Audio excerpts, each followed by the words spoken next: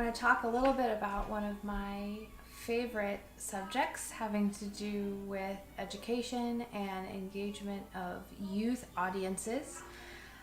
It's a big topic of conversation in the classical musical world right now, and a lot of people find it very challenging. Certain age groups maybe more so than others, specifically young adults, teenagers, and I have some really interesting ideas and projects that I would love for you to consider that might work with this. So one of the cool things that I think is really unique and interesting about this particular generation of teenagers and young people is that they really are focused in a way that I certainly wasn't, and my generation wasn't, on the idea of wellness, mindfulness, balance, individuality, some really cool concepts, and I totally admire them for that.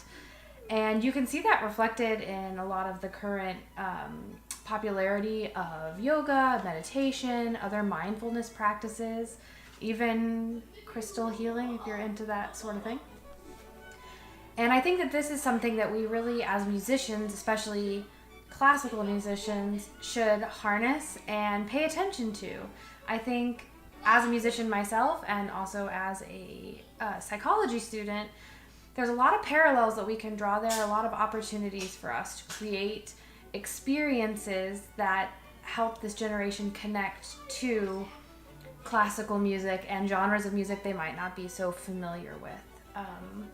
The whole idea of mindfulness and of taking the moment to really connect with ourselves and with our breath and with our bodies is one that I think a lot of people experience when they're listening to classical music. The fact that classical music doesn't have words provides almost an endless possibility of ways in which you can do that.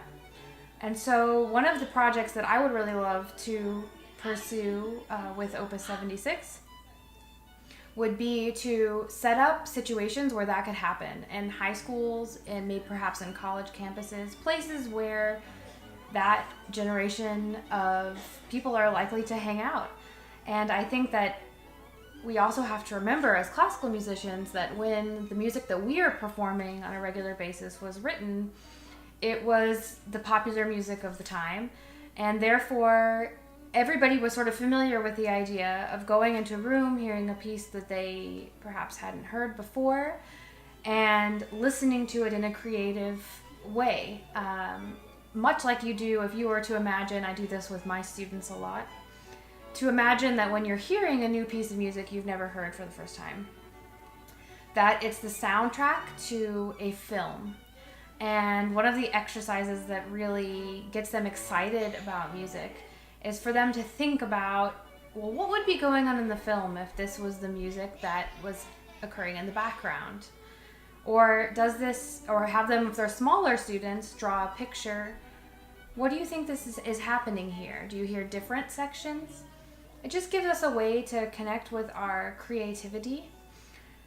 Alternately, sometimes we just need a moment. I know certainly college students, high schoolers have a lot on their plates.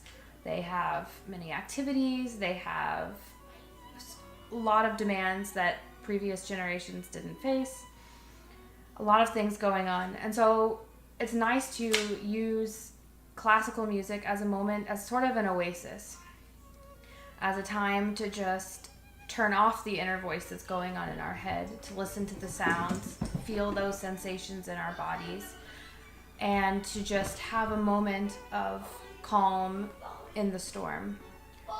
I think that could be a really novel thing to present, maybe during a finals week or during a stressful period of time, college applications, SATs, just the opportunity for students to walk in, walk out, sit for a while, have a little break, a little mental rest whilst there's some classical music being played in the background.